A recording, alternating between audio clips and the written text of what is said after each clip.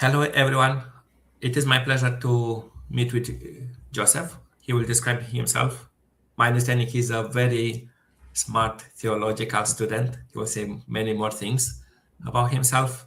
And today we will talk about a very important subject, especially in the field of philosophy and faith, which is this channel about around objective morality, ethics. But anyway, first of all, I would want Joseph to introduce himself, and then we will start from here.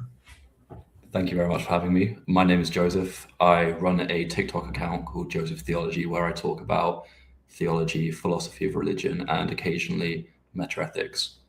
I am a second year undergraduate student of theology and religion at Durham University.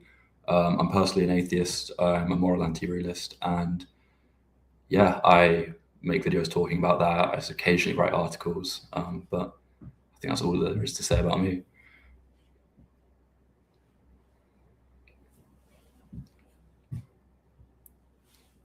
I think you've muted. Yes, great. So, as an ex-evangelical in my past, I've heard that everyone has morality in himself or herself. And why? Because Bible says it. So, in Romans 1, I think it's 1 verse 19 or 20. But the most important part, do philosophers of morality do think there is a universal morality? Everyone has it innate in ourselves. Is it a realistic view of what morality is? What morality is for you? How can we understand it at the start? I think I understand why we have philosophers saying that we share moral intuitions, or we have scripture saying that we have this innate sense of divine morality. Because I think an expert, like in terms of experience, I think we do all obviously experience moral attitudes and moral reactions. We will have emotions responding to acts of murder. We'll find that upsetting. And this can seem like a moral intuition in a sense, but I'm quite skeptical of this. The first question I have for people who sort of purport this view is, how can we confirm it? Because it is an empirical claim to say that everyone has this shared moral experience. It's not something that a philosopher can kind of demonstrate from his armchair using a logical theorem. A case that I always think of is the unfortunate cases of feral children, who are children that lacked their primary socialization and essentially were unable to function and participate in society because they lacked this essential component of being socialized. And I always think if we have these children who are often, they try to rehabilitate them, but you can't obviously fully replace that primary socialization stage. And we have these children and they act in ways that societally are deemed irrational or immoral. Do they have this innate moral sense that's telling them that they shouldn't be doing it, or that's making them feel guilt? Now, it's perfectly possible that they could have this and they could be experiencing guilt, and we just have no way of recording it. But I think it's a good case to make us think about it, really, because I'm not sure that they would have these sorts of moral attitudes because they've lacked the socialization to form this sort of internal moral commentary. Yet again, I could be completely wrong, and it could be the case that these children do have this innate moral voice that they just can't communicate because of the lack of socialization. But I would be surprised if that were the case, and I think it's a good counterexample to that sort of view. Yeah. Can I build a bit on top? I personally think this is a mishandling of, I don't know, based on the tradition, you over impose on everyone's a view which might not be true. What I mean by that is that I know also because I have small kids, but as far as I know, children up to age of 3, they don't have empathy. They don't have the brain structures. We know based on MRI. And also the empathy, as far as I know, there are philosophers like Peter Singer, which say the circle of empathy. So you have empathy in the brain, but you have to train it too. So to act ethical, you have to feel your neighbor like yourself, even like Christian morals saying so. And sometimes people, they don't have this empathy, either from psychopathy or from trauma or things like that. And it is strange to overimpose a view which we can test as not true. But to me, what I am thinking, is it still the view like we think everyone has a innate morality? I think is that we don't understand morality in those terms. I will give one example, that is as far as I know from UK, right? Romania is a very conservative Romanian or Greek Orthodox country, and quite often many Romanians, they don't wash anything in the Sundays, right? They don't wash clothing or things like that. I think you don't have this innate view, not because you're an atheist. Your culture didn't have that strong conservative view on not working Sundays, for example. Would I assume? Yeah. Do you think it's a fair criticism? I think it kind of shifts what we talk about when we are talking about an innate moral sense, because if we mean it in the sense that humans have the capacity to engage in moral thought, to engage in moral practice, and then this is developed over time with proper socializing conditions, with interactions with media, with religion, with other cultural agents that might influence how you participate in this, then I would completely agree. But I find that in most cases, when it's framed in the discussion of moral realism versus anti-realism, a lot of people like to speak of this innate sense as some sort of intuition pointing at something stance independent. So whether it be a theistic hypothesis where we have this innate moral conscience, as someone like John Henry Newman might say, which is our experience of the divine law as God either writes it or as God is, if you hold to some sort of Catholic view of divine simplicity. Well, I think then we start straying into something very different, because we're not only saying that, yes, people have the capacity to have this moral experience, but we're now saying that the moral experience is informed by something stance independent, and there's almost a uniformity, because if we talk about conscience as experiencing God, well, we would be experiencing the same thing, that we'd be experiencing the same God under that hypothesis. But in the terms that you put it, where we're just talking about what it means to engage as a human in a moral society, then yes, I think you are completely fair and completely correct there. I want to clarify for the public, we use few terms, and you're anti-realist or realism.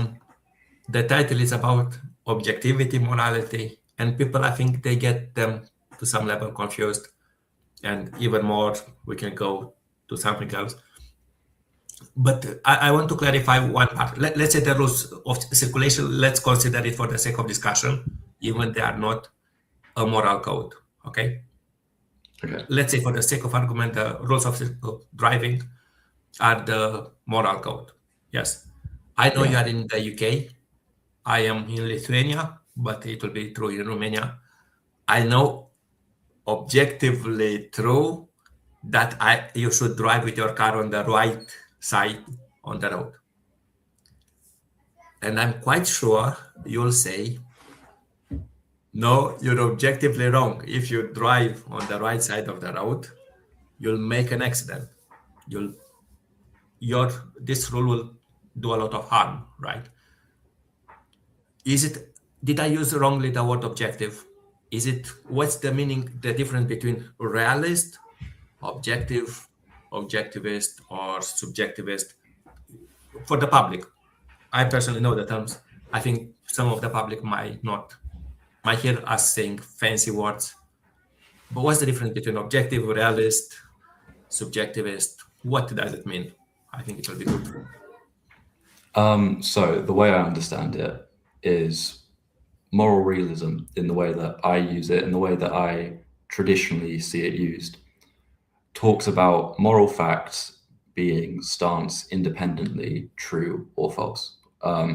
Well, true if they're facts, but yes, moral facts are stance independently true, which I take to mean that if I say, for example, murder is wrong, this isn't true because of a certain cultural norm. This isn't true because of my individual attitude. This isn't true because maybe a god decided it was so. This is true independent of any of these sort of norms, attitudes, emotions, things that we could group under the term stances. It's true entirely independent of any of those sorts of things. They work like mathematics, right? Yeah. Like mathematics. Yeah. So when I think of things that we would typically say are stance independent, it would be something like mathematics, the existence of an external world. I know that's disputed, but for the sake of argument, let's say the external world exists. We'd say that like the fact that there's a table in front of me right now would be stance independently true because it's not made true by any sort of values or attitudes that I or a culture has. And I think this comes into a lot of confusion when we talk in terms of things like relativism, because as you say, this is a philosophical term, but it comes up a lot in popular discourse. And people hear relativism and they think subjectivism and they think anti-realism. You can be a moral relativist and be a moral realist. So the way I would think about it is, let's say your example about driving and what side of the road you should drive on. If we disagree, I could say that relative to my culture, or for people in the United Kingdom, that's probably the best way to put it. For people in the United Kingdom, they should drive on the left-hand side of the road. And this could be a fact of the universe. This could be a stance-independent fact that for people of this culture, you should drive on this side of the road. So it's relative to the United Kingdom, but it's still stance independently true in this hypothetical. So that also comes into contrast when we talk about absolutism. I might say it's always absolutely wrong to kill. No one should ever kill in any circumstance, in any context, in any culture. It's always wrong. But this is just my opinion. And therefore I'm being anti-realist because I'm introducing my stance as what is making it true or what I'm indexing it to. But I'm applying this as like an absolute thing to transcend any sort of cultural context.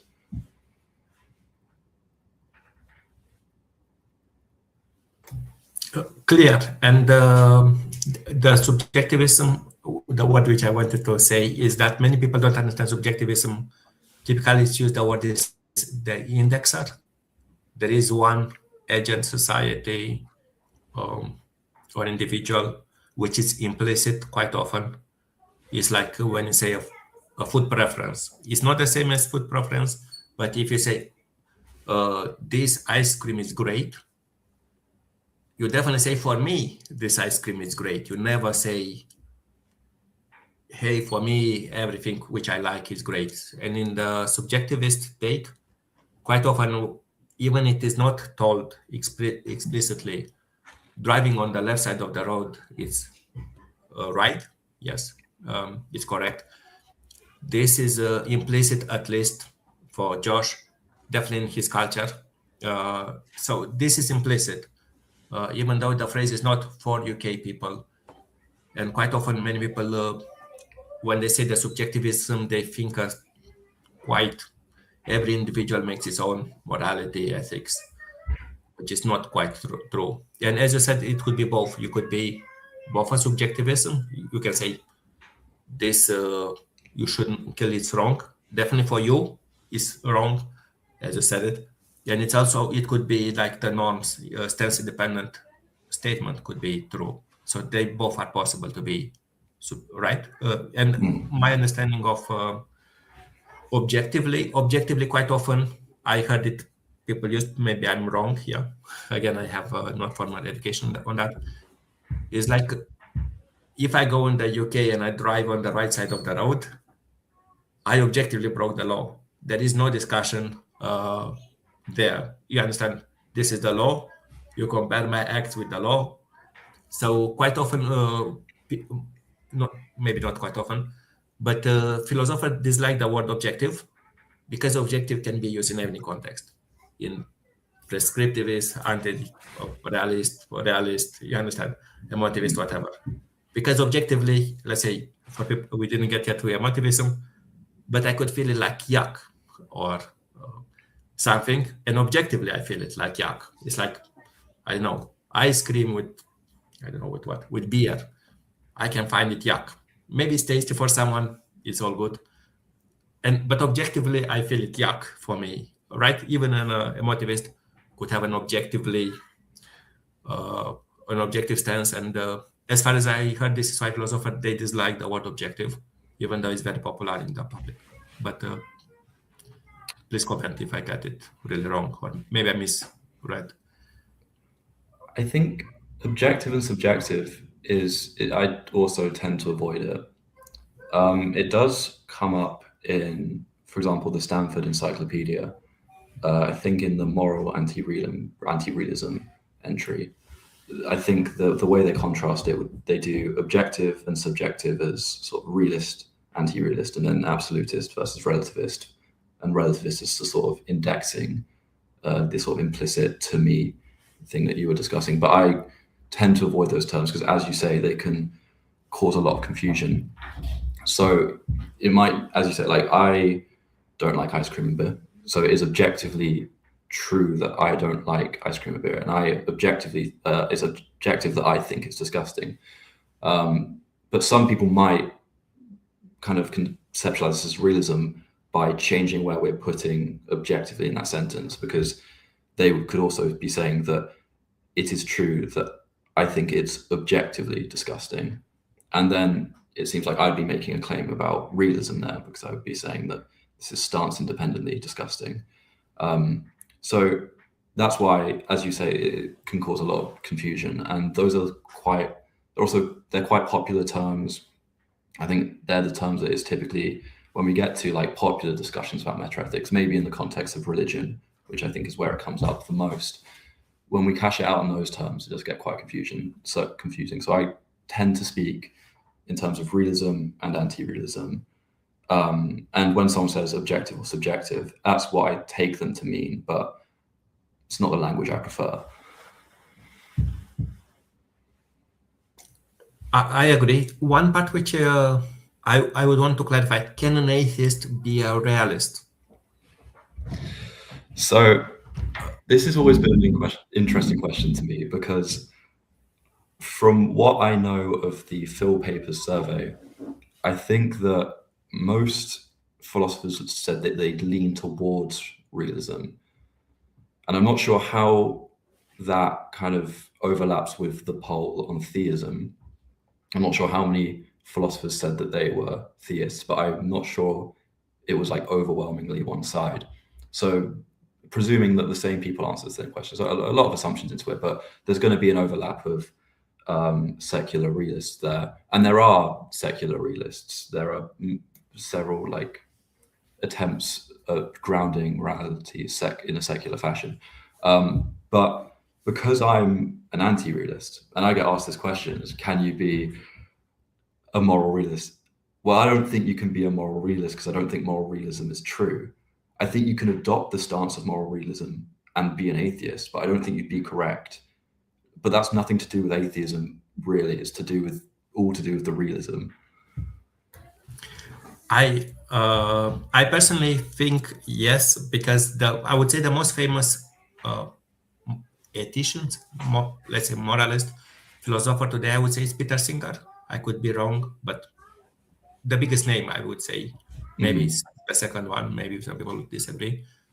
He said, Peter Singer, that is utilitarian and realist. He has a clip of 1 hour or something where he says, so assuming he's a professor of philosophy and he knows what he speaks, at least for him, you understand. But the point is not the counterexample. As far as I know, the most popular models of realist morality are kind of utilitarian, deontological, like Kantians. And I can't see any reason, even just for the sake of discussion, even though you think it's wrong, to be one.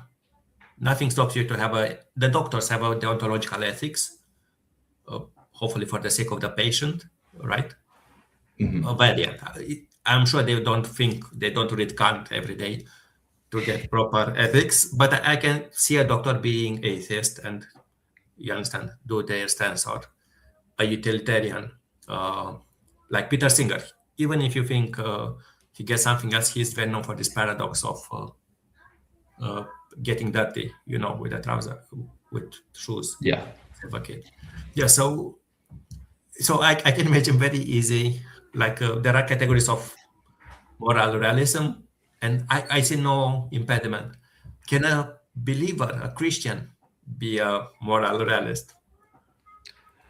I think they can be, because a lot of people, when they think about theism and metaethics, they'll think about divine command theory. And the obvious issue is that if it's God commanding something and God saying what's right, well, that's going to be God's stance there. So Adams famously modified divine command theory to try and sidestep this issue. And I think most theists would say something like, if they're looking at a divine command theory model, they probably say something like God's commands reflect his nature rather than any sort of stances, and his nature is goodness, and therefore you kind of have a theistic realism there, because you're not going to index any of his commands or the truth of the commands to him having a specific stance. More so, it's almost like treating him as a platonic form of goodness that can speak to us almost. I'm not a philosopher. I'm not give a critics, but to me, by default, divine command theory looks like an agent-based relativism. It's an implicit.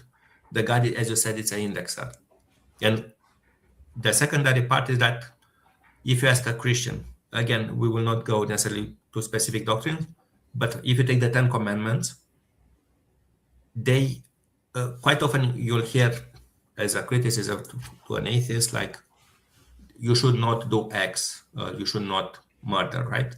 It's quite often the commandment. You hear it spoken back, right? But if you drop God, kind of at least 4 out of the 10 commandments, the first 4, to have no other gods, idols, Sabbath, and name of the Lord, they make no sense. So to me, it's quite obvious they depend on the agent. Is it a right criticism? Well, I think it's interesting, because if we think about some sort of moral Platonism, for example, where there is stance-independent goodness and it's this abstract object and it's good just in its essence, we'd kind of be more comfortable saying that that's realist. Now, with what a lot of people want to do with divine command theory is kind of say the same sort of thing about God. So we're still you're right, we are indexing it to God, but what we're indexing it to is this sort of abstract essence of goodness, which would be stance independent. And then God is sort of communicating his essence to us, and he's not just making a judgment based on his own sort of personal convictions. Rather, it just flows from his essence of goodness in the same way we might speak about it in a Platonic fashion.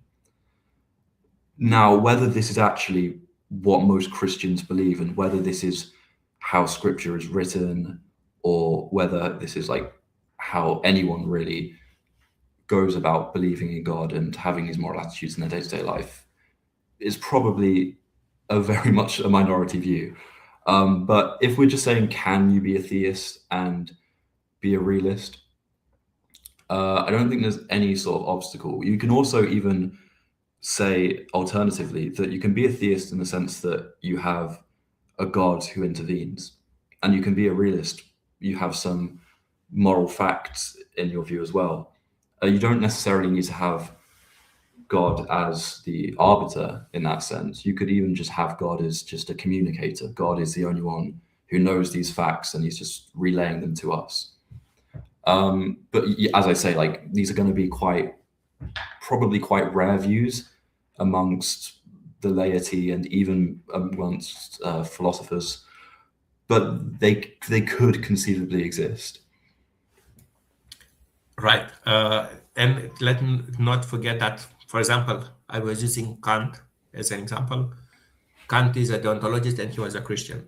A very strange Christian for many people. Yeah. Let me be very clear.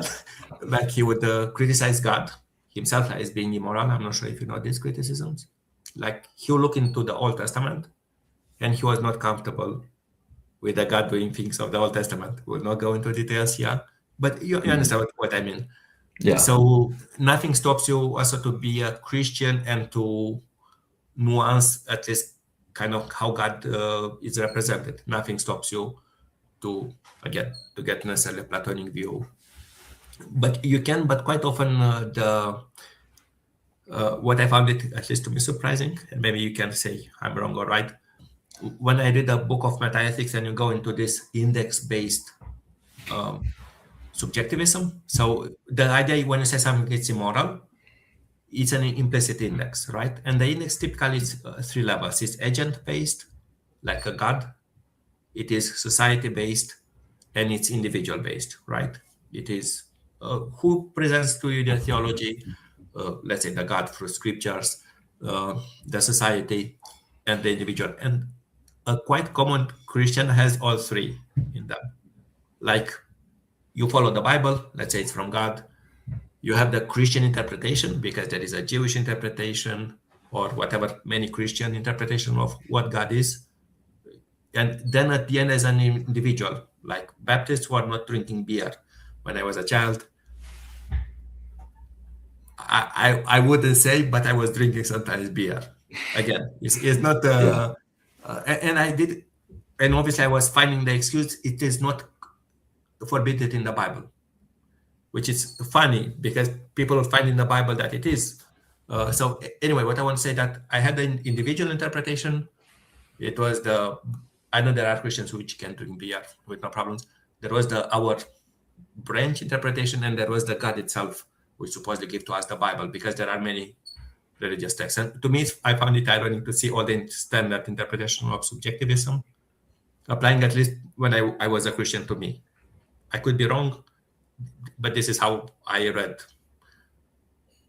Is it true? Most people not thinking one, they match at least the definition. I do think I completely agree. I'd say, I think this is how a lot of people do read the Bible, and a lot of Christians are, even if they're not aware of it, they are anti-realists in some fashion. And I always find it quite ironic that one of the most famous arguments for God's existence is the moral argument, and in a lot of ways it's kind of hinges on the premise that there is objective morality and God is the best way or the only way to explain this. And obviously, like I've said, you can kind of formulate this in some way, but in the terms that most people buy into Christianity, and in terms that most people might buy into this argument, they kind of fail to see that they themselves are anti-realist. And I think this is because a lot of the time, people who kind of make these ethical criticisms of atheism, where they say that atheism is lawless, they have no objective morality, and they all just want to kill each other. They very much read into their religious side, but they're borrowing meta-ethical concepts to make these criticisms, meta-ethical concepts they haven't read into properly, and therefore kind of use the phrases, they will use the words like objective morality, they'll use the phrases like relativism and absolutism, but they're not using them correctly, and they're kind of painting them out to be undesirable things, when in many cases Christianity is practiced as an anti-realist meta-ethical position. What can I say? I agree. This is what I read it too. One part which I also would want a bit to talk, but maybe I am a practicing utilitarian, but also I would say I'm anti-realist in the sense of I accept error theory. Do you can you try to explain if you think a utilitarian is a realist position or not? And you can say even criticisms. I'm fine. You are. Uh, how you see utilitarianism, for example, is it a realist position? And what it fails, even it's fine with that part. In terms of whether it's a realist position, I'm not convinced that as a normative theory, it kind of commits you to any sort of meta-ethical position, because you could be a naturalist realist, and say that pain and pleasure correspond to what's good and bad, and we have like stance-independent morality from pain and pleasure, and then you build up a hedonic utilitarianism from that. But you could also just say, well, I think utilitarianism in most cases seems to produce what is morally right according to my values and according to my judgments. So I'm going to normatively be a utilitarian because I think you should do that. But me thinking that is just that. It's me thinking that. I'm not indexing this to be some sort of truth of the universe or anything broader than that.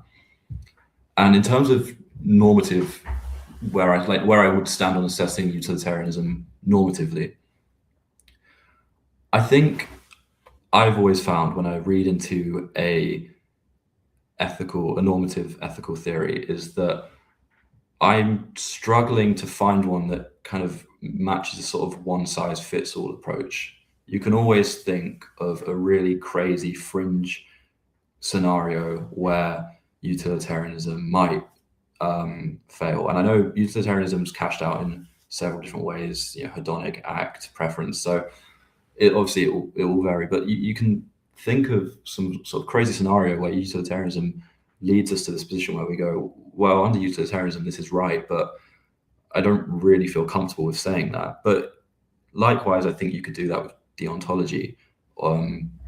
So normatively, I tend to stay quiet, mainly because I've never really found a position that I think is all-encompassing. But I know that you don't really have to make such a strong commitment to a view. You can just say, well, in most cases, utilitarianism is right. I think there's some cases where it might lead to some consequence I'd deem immoral, but for day-to-day use and in most proximate scenarios, utilitarianism fits. Yes, what I want to enrich a bit the discussion for the public, because I think we both agree or we understand what utilitarian is that the way a utilitarian would evaluate will look for an act and will look for the impact, either for the action or for the principle. And then it will evaluate the impact. Let's say, as you said, the pleasure or pain or suffering or things like that. And they will see, is that impact of well-being, let's say, is it enriched or not? And the question, is it realist? To me, it is big, at least the well-being, in the sense that is not depending on the agent. Either you improve the well-being as much as we can measure it, or you can't. You understand? In that sense, and the secondary part, I fully know many criticisms. Being a utilitarian, I was asking, and maybe you know the very known example. I think it's a Harvard course in online, or Oxford, I forgot which one, which says to you go to hospital and they take organs out of you. Yeah. I forgot which university is very powerful analogy, very good one.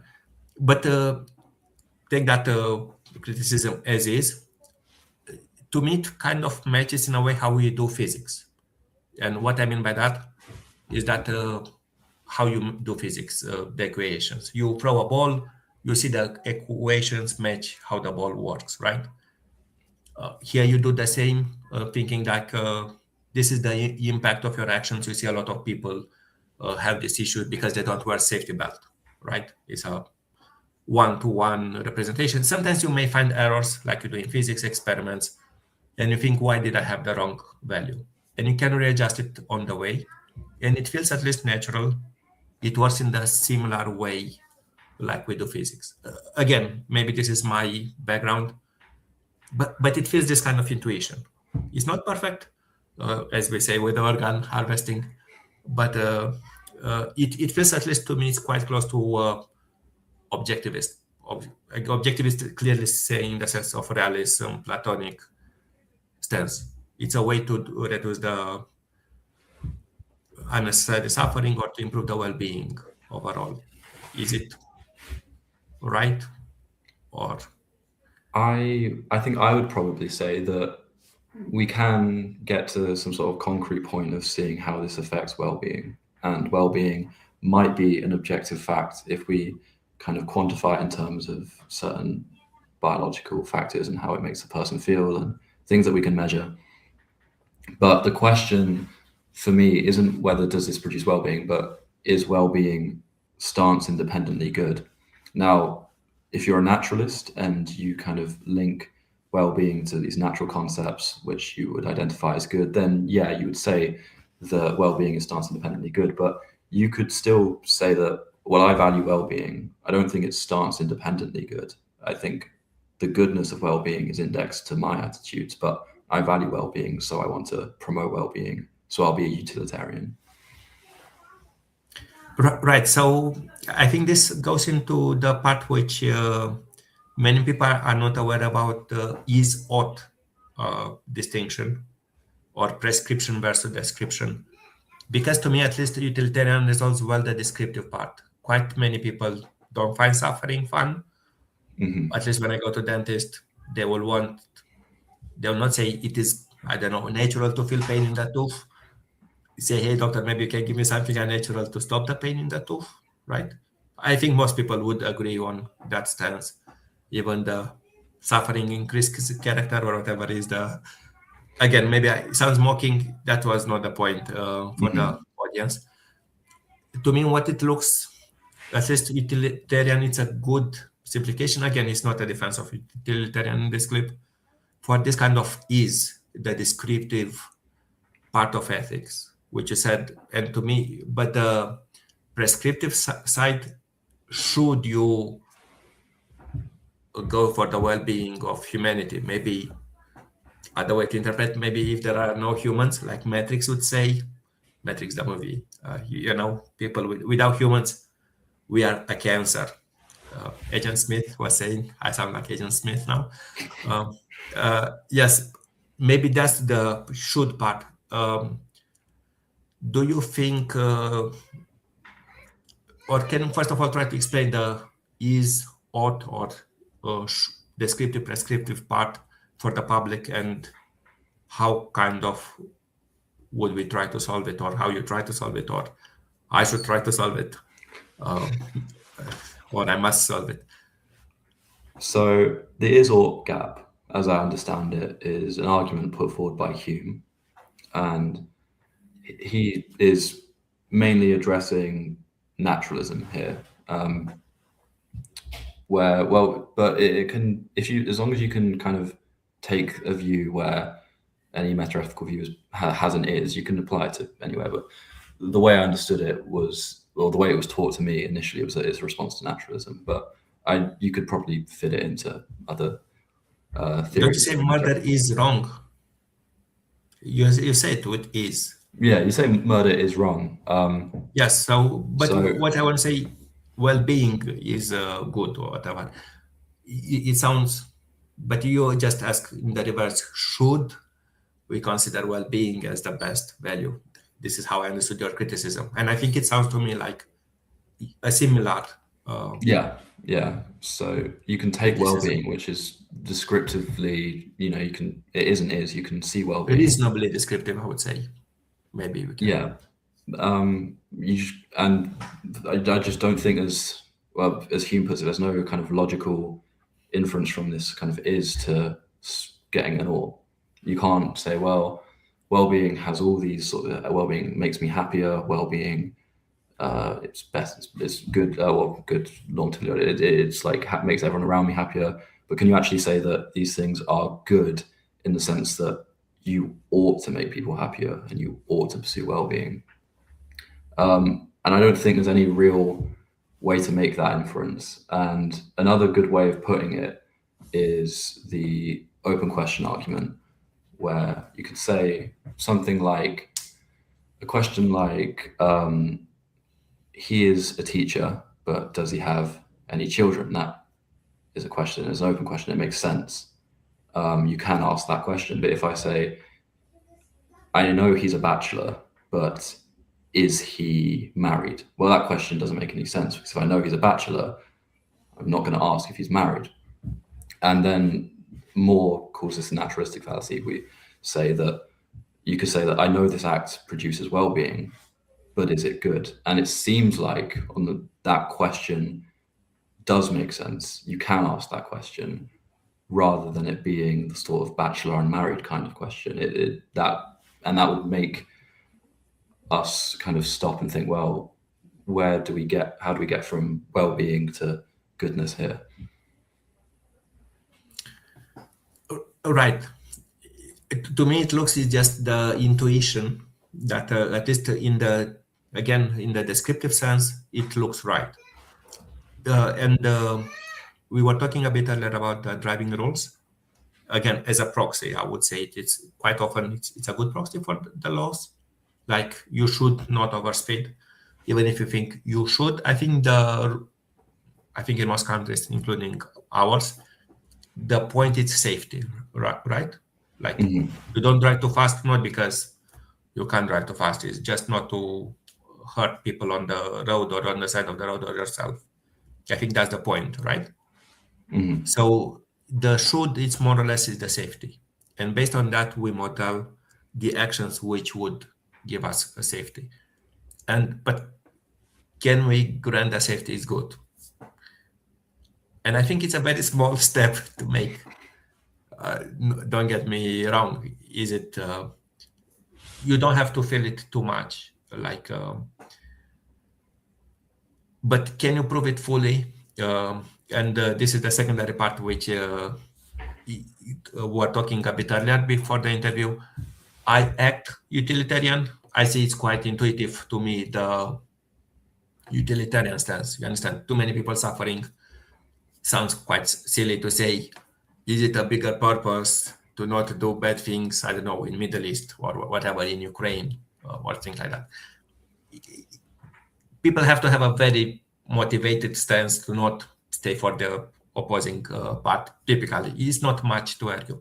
But the opposing part, when you go with the should, quite often when a person says the flipped reason, is it okay to do bad things in Ukraine or things like that?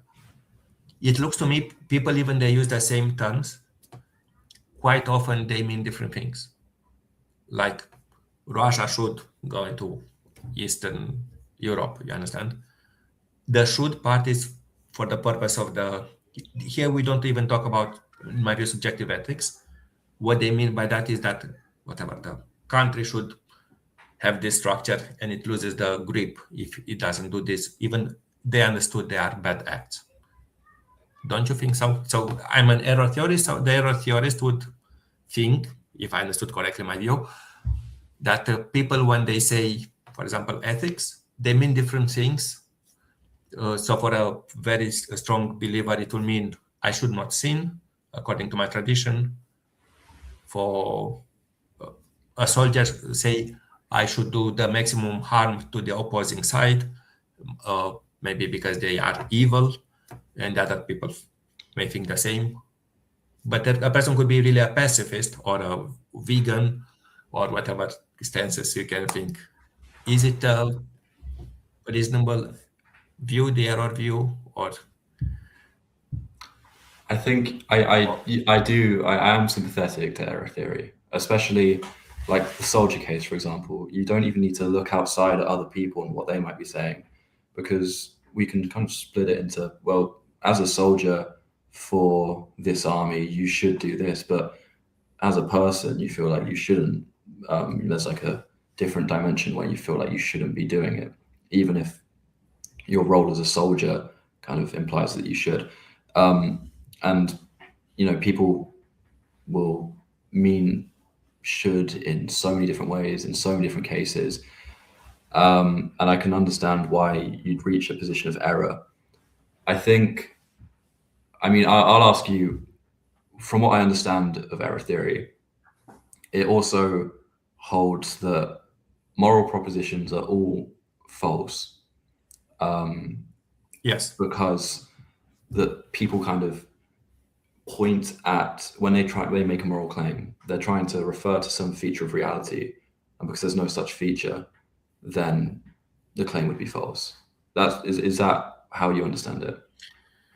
Yes. So one part how I understand it is there is a synthetic analytic distinction in philosophy. You know this one is like quite often when you do the synthetic part, when you say the thing should be like that, and you go synthetical, you go in the okay. Let me say a bit for the public.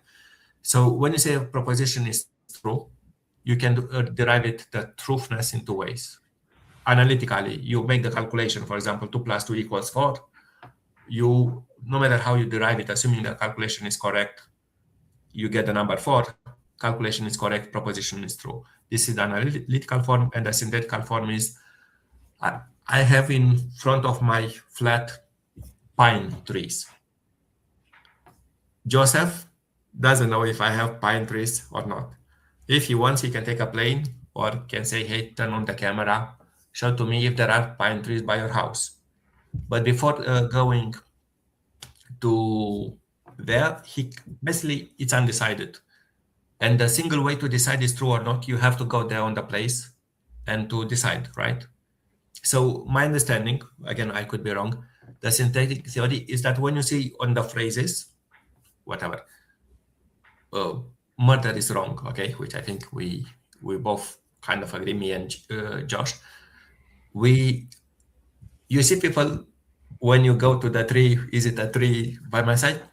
People do murder all the time. We dislike it deeply. I deeply dislike it. But this happens. And I mean, I'm not talking only psychopaths. Maybe we say we can find an excuse. You find every person doing it. People really understand every act. I really can think on any act. Cannibalism, people do it. Whatever you think, the worse it happens, right? Every person, excluding the secondary point, and I say people really mean different things. Like, what do you think about not working Sundays because you're a Romanian? I personally not only don't think, I think you should work Sunday because whatever, you are more rested because you rested Sunday, sorry, because Saturday you rested. You understand? I really think that, but I really have a very different motivation when I say is wrong. So that's why it's false. That's my understanding of why it's false. Because of the synthetic part. It's not because of the analytical part. Because when you go concretely, people get very different evaluation. It's not the part that you just interrogate a person. Why is it wrong? You understand? Right. When you inspect, people get it for whatever crazy reason you think. And again, we don't talk crazy. I'm using the loose sense. I'm not saying a person is really off. You understand? So yes, so that's my understanding at least. I may miss nuances, but that's why it's false, because you can inspect, and every time you inspect, there are no trees. I really have pine trees by my flat, just to say. This is a true phrase, but the rest is not. I see. I think from what I've read, that is kind of what's reflected in the sort of empirical side of metaethics, where we want to say, well, what are people doing and what do people think? Because a lot of philosophers will kind of go like, even anti-realist philosophers kind of say that everyone mostly has this sort of objective view of morality. But, you know, this isn't actually what psychology represents when they do these meta-ethical studies. It's sort of people will have very different reasons for why they think something's wrong. Some people do think that it is objective or stance independent. Some people think that it's a cultural thing. Some people do think it's kind of personal or individual.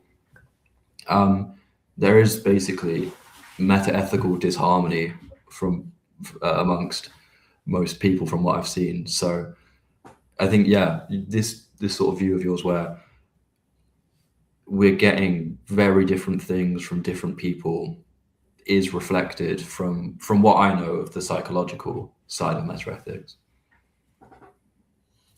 Yes, and I remember this is a bit unrelated but powerful. There was, you know, in the last years, there is a lot of research about self-driving cars. And there is this discussion if they should have a utilitarian engine into them, a hypothetical one. So let's say the car goes fast, and there is a very, I think 2019, 2020, it's very recent study. But what it says, you have a road not wide enough that you have to choose between two people. One is a small child, and the one is an old lady. I can find you the study if you care. And I think both me and you, Josh, will say it should turn to hit the old lady or old man, the car, and we prefer to save the small kid. But what's interesting, if you go in far Eastern societies, the logic is flipped.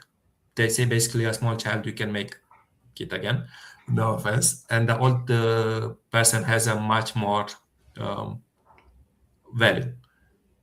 So, and this is even true for societies which are Christian, for example. It's not an issue of Christianity.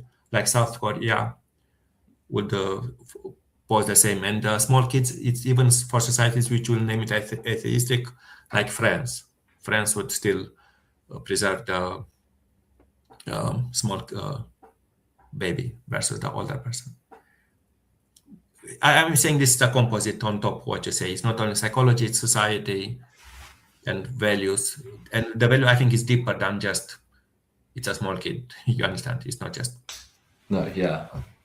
And I do think, because we've used the phrase like intuitively and intuition a bit over this discussion, and it's one that a lot of people will like to point to as like in favor of realisms, that we have these sort of real moral intuitions that point to this moral truth. And I was speaking to this as well with one of my professors, and we I kind of brought to the table sort of thing you're saying, that like we'll see that kind of across these different countries different cultural barriers seem to lean towards one side or another. Now, I don't really know what like a lot of these philosophers actually mean when they say intuition, but let's say that we have a definition of intuition, and it seems like people are making these decisions based off their intuitions here. But if our intuition, so to speak, is kind of determined along these, or seemingly corresponding with these sort of cultural barriers, it does call into question a bit what this intuition actually is and what is sourcing it, or what it's sourced from, I suppose. Right. I was using one example. I will not give it. I was saying to you privately, but there are many cases when you can think of a situation when you make a scenario. You say but you just have 2 or 3 elements into it, and ask, is it wrong? And some people will say it's right. Some people say it's fully wrong. But when you ask why is it wrong, they will say for 20 reasons, but very different reasons in themselves. Like, I don't know. I'll give you a different example. In the same vein, is it wrong to have relations before getting married, right? It is for conservative people versus, let's say, liberal people. Mm-hmm. And when you say, is it wrong, people will say why. And they may say STDs, they will say unwanted pregnancies, maybe unwanted abortions or things like that. But these are very different reasons. So STDs, you can fix them with condoms, for example, or whatever. Barrier. Again, this is not a guide to how to live your young life. Sorry, Josh, if you see it as a hint. It's not. The point is that quite often, if you ask, why is it wrong? For example, this is the point of ethics, to evaluate why is it wrong. Quite often, it is definitely an ambiguity really on the ground. And this is not only about subjectivism of society. People really give very Again, it's not like they heard the best argument. You understand? People mean different things when they say it's wrong. So it is false when you use this equivocation, use the same term morality, right and wrong, but they mean really different things. It sounds to me like it's false. You understand? In logic, you understand if you use the same term, but you mean different thing. Right? I don't know. This is maybe it's not the right example. Sorry if I made you uncomfortable. I see your point. Not wanting to do that. But I see a few people watching us. Sam, maybe it's your friend. Do you have any questions for our guest or for me? But I think Josh is more welcome to have questions. You can ask questions on the right side, and we will put them down. If you put like a banner, it will look like this, like Sam put. Okay. What is it? It's a goat. You're the goat, maybe. What ethical frameworks you found them interesting, or even you don't agree with them, that someone from the public may want even to inspect, to, especially for the non-trained public? I think a very important one to be aware of is appraiser relativism. And this says that it's relativist, so it's like, the implicit index that we've been talking about. So when I'm saying something's wrong, I'm saying it's wrong to me or my culture. But appraiser relativists maintain that the relevant standard when I'm assessing a moral claim are my standards. So you might rob a bank, and if I'm an agent relativist, I'm assessing whether it's good based on you as the agent who committed the act. And if you think it's okay that you robbed a bank, I would say, well, yeah, it was good. And by that, I mean good in accordance with your attitude. But I would be, as an appraiser, I would condemn it because I am the one assessing the action. And a lot of people kind of think that anti-realist forms of relativism endorse a sort of normative relativism where we're saying, well, there's no true moral stance, there's no stance independent moral facts or anything like that. It's all kind of indexed, so we have to be okay with everything. But there's no reason really why I should have to be okay with you robbing a bank under relativism. And under appraiser relativism, it's a good way to make sense of that in terms of analyzing what we might be doing when I say that what you've done is wrong. Well, appraiser relativism might make sense of that because we're talking about my values as the person assessing the action. So to expand on it, many people make the misconception that you invent out of your thin air your ethics when a person robs a bank, say. But in fact, you have your norms. It's this view that many people dilute that view. It's like it's just a whim. Like one has the whim to rob the bank, the other one, which is not true. You really have this strong norms for yourself. But this doesn't mean, it doesn't follow like everyone should go nuts, you understand, to do everything because just they have their own ethic. And I want you, because you are, I would assume, close to, are you close to appraisal? Yeah, I would say I am a fan, yeah. Okay, because what I want to ask, because I found it to be very silly, I can give you a clip if it matters, of a person saying, when you say it is wrong, you falsify yourself because you appeal on the realist stance. Is it wrong to me, it sounds nonsense. I would say it after, but what would you answer to a person saying that to not be me defending as a non-relativist the stance?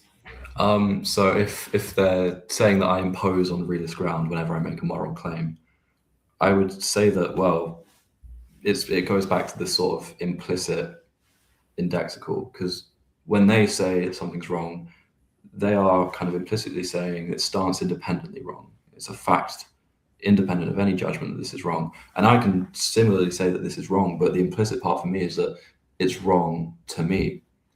and the conceptions of wrongness used are very different. And I would say that the realist is reading their view of wrongness into all moral discourse, and they're saying that wrong must mean stance independently wrong, and if you use wrong, you're a realist. But I would just deny that wrongness means stance independently wrong in every context. So I think they're kind of there's I'm not sure if you're familiar with Lance Bush, but he wrote a good article Yes, about Lance Independent. normative. Yeah, Lance Independent. He wrote a good article about normative entanglement, where you might say, like, to prove realism, I'd ask you, oh, is murder wrong? And you'd go, well, yes, obviously. And I go, aha, moral realism must be true. And it's quite just, it goes back to that sort of view of relativism, where if you're a relativist, you can't say anything's wrong. We all just run around and in chaos and do whatever because nothing's wrong. Well, that's not true. I just think of wrongness in a different way that you do, you know? And to me, what I found it a bit silly is that, again, I'm not a native English speaker, but we have quite often, I use also the Lance Independent Lance example, is like when you say this, I don't know, I'll use again food, this pizza is disgusting, okay, or wrong, okay. I have a timer. Hopefully you can see me like that. Yeah. This as a timer, okay. So when you say this pizza is disgusting, it means you appeal on the absolute platonic level of taste of what pizza is. Quite often you have in English like quite clear when you say, at least to me, is a bad pizza. You don't say, you never said, just for me, this pizza is disgusting, right? Or delicious, whatever. Mm-hmm. You quite often you'd never had this issue in English. It just people get very strict on, you understand, moral realist stance.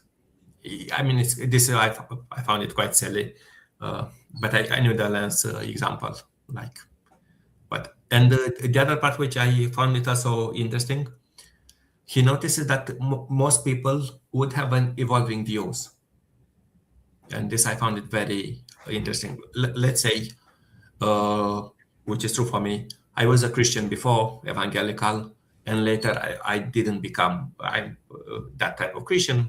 I become, let's say, a liberal and then a fully atheist.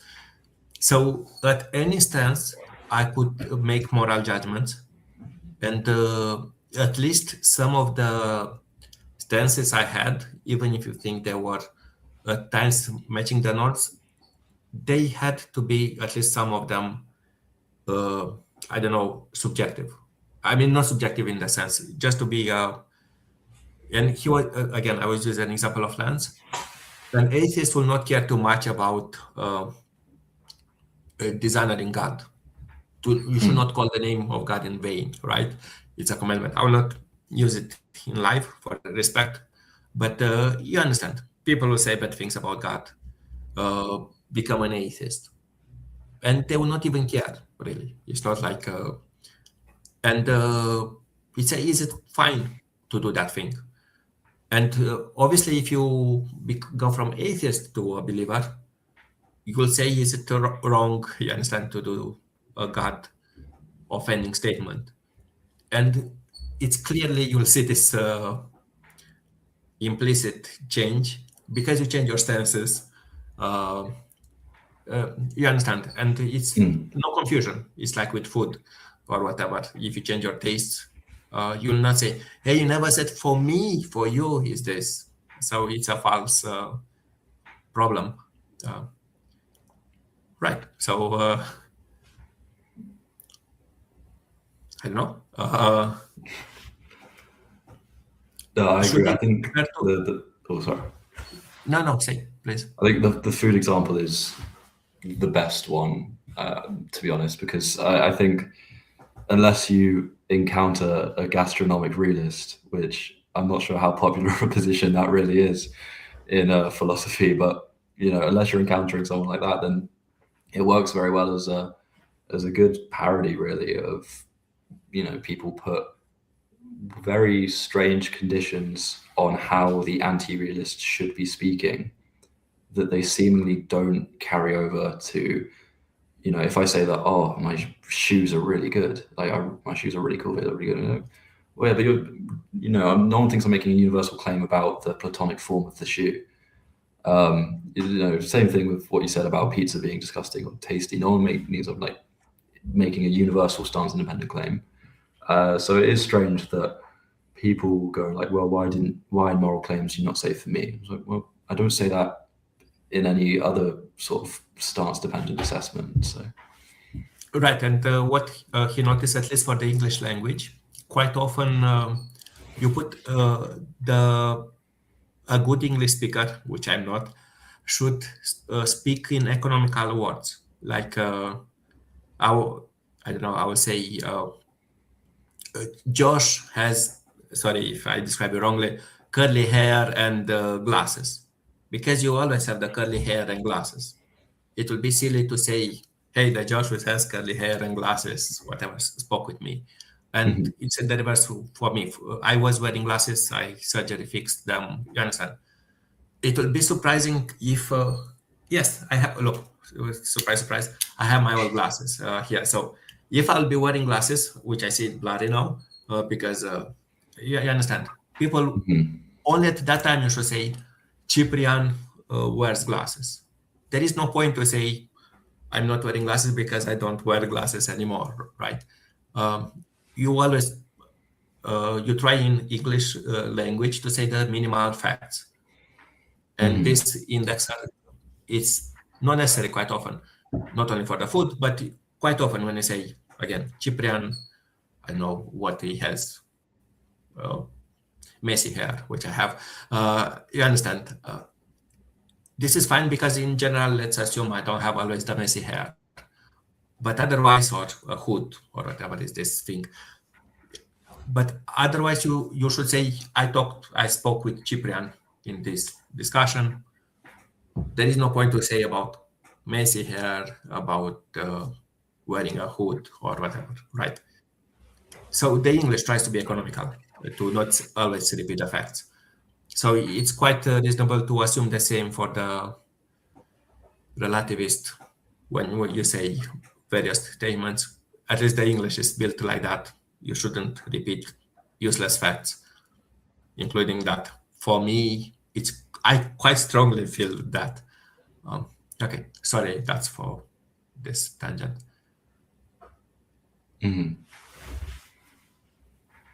Okay, so if you're fine, people didn't ask any question, we can wrap up, try to wrap up, but you can say something on the end. You can say something about your TikTok, which I'll put the description after the live and what you talk about. And we can see other times. Just say you are welcome. You are a very nice lad. I really appreciate you hosting me. Yeah, if anyone's interested in hearing me talk about theology, atheism, and philosophical and popular religious discussions with, you know, a side of metaethics brought into that, then my TikTok is just Joseph Theology, one word, and I'd really appreciate if you guys checked it out. And thank you very much for hosting me for this conversation. I've really enjoyed it. Thank you too, and I hope we will see next time. And if not, we'll tag each other on TikTok. But anyway, I do it at every month or every second month if I find people in an interesting subject, which today definitely was one. I will make these discussions. Thank you, Josh, and thank you for everyone who turned in or later, which will turn in, and go to Josh's page. And see you then. Thank you very much. Bye-bye. So, okay.